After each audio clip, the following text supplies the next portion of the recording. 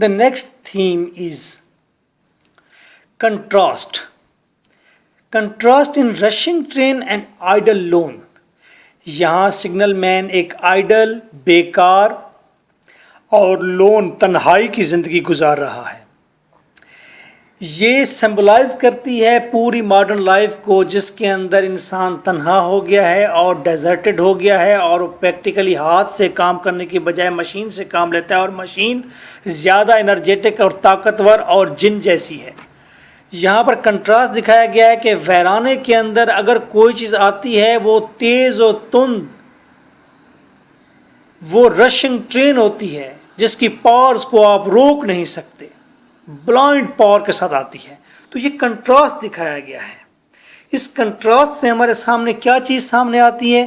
Humanity has been reduced to isolated, कि इंसान जो है, इंसानियत वो तन्हाई की तरफ रिड्यूस हो गई है, तन्हाई की तरफ जा रही है, इनफेक्चुअल, और इंसान का इफेक्ट दुनिया पर कम हो गया है। तलवार के साथ या जोरे बाजू के साथ इंसान का सोसाइटी में दूसरी चीज़ों पर इफेक्ट कम है, और एटम बॉम्ब का इफेक्ट ज़्यादा है, और डाउटफुली रियल फिगर्स। और दूसरी बात, एक तो हम आइसोलेटेड हो गए, दूसरा हम इफेक्टिव नहीं रहे, तीसरा कि हमें डाउट हो गया कि हम रियल फिगर हैं भी सही कि हम अब बस घोस्ट ही हैं, हम खुद भी घोस्ट हैं इस पूरी दुनिया के वीराने के अंदर। जहां पर अगर किसी के पास ताकत है तो वो ट्रेन के पास है, या ट्रेन लाइक मशीन के पास है। यानी कि कंट्रास्ट दिखाया गया है कि मशीन ज़्यादा पावरफुल है और इंसान रियल रहा ही नहीं, और उसकी पावर्स कम हो गई हैं और वो तन्हा हो गया है। नेक्स्ट थीम इज एबनॉर्मेलिटी, बड़ा थीम है। सिग्नल मैन का कैरेक्टर है। सिग्नल मैन क्यों एबनॉर्मल हुआ? सिग्नल मैन अलोन था। सिग्नल मैन के पास कोई शख्स नहीं था जिससे वो अपने फेयर्स और वरीज को शेयर करे। सिग्नल मैन तन्हाई का शिकार होने की वजह से वो अपने जहन में वहम बनाता है, और वो बीमारी में, नफ्सियाती बीमारी में मुब्तला हो जाता है कि उसे वहाँ पर भूत नजर आते हैं। सिग्नल मैन एबनॉर्मल हो गया, या वाकई वहाँ पर भूत था क्योंकि वो वार्न करता था तो एक्सीडेंट होता था। Maybe there is something, कोई वीराने में वहाँ घोस्ट था, अगर था तो this ghost is the reason and cause of his abnormality, because he was not able to bear it alone, pressure of the this.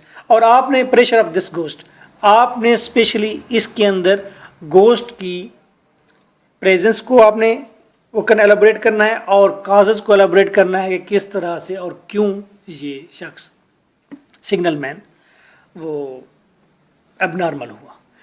Story का एंड पेसिमिस्टिक एंड है, मायूस कुन एंड है, कि आखिर में हमने पहले एक एक्सीडेंट देखा, फिर एक ब्राइडल की डेथ हुई वाइट ड्रेस के अंदर, जिसके बाजू खुले हुए और मुंह से खून की लकीर थी और आंखें खुली हुई थी उल्टी।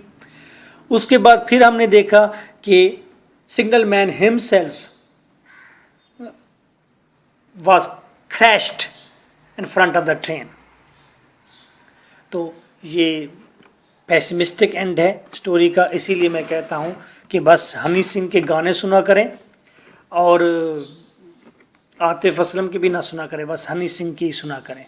मैं अक्सर कहता हूँ, वैसे मैं तो ये मजाक में कह रहा था, लेकिन आने वाले 20 साल के बाद जब ये टॉपिक होगा बहुत बड़ा कि आमिर खान और ये हनी सिंह, इन्होंने दुनिया की तारीख या उनकी सोच को बदल दिया है, और people came out from the disease, नफ्सियाती अमराज से लोग बाहर निकल आए हैं। वो इश्क, मोहब्बत, नफ्सियात और दरमान, दर्द, वो पेसिमिज़म, वो होपफुल ना होना, जिनके डॉक्टर अब लाखों रुपए लेकर इलाज करते हैं, वो हनी सिंह उनका इलाज कर रहा है।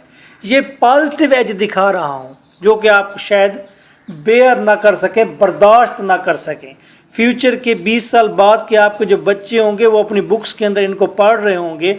जिस तरह ये कहानियाँ आज आप बैठे पढ़ रहे थे, कल ये मज़े के लिए सिर्फ पढ़ी जाती थी कहानियाँ, आज आप सिलेबस में रख कर पढ़ रहे हैं।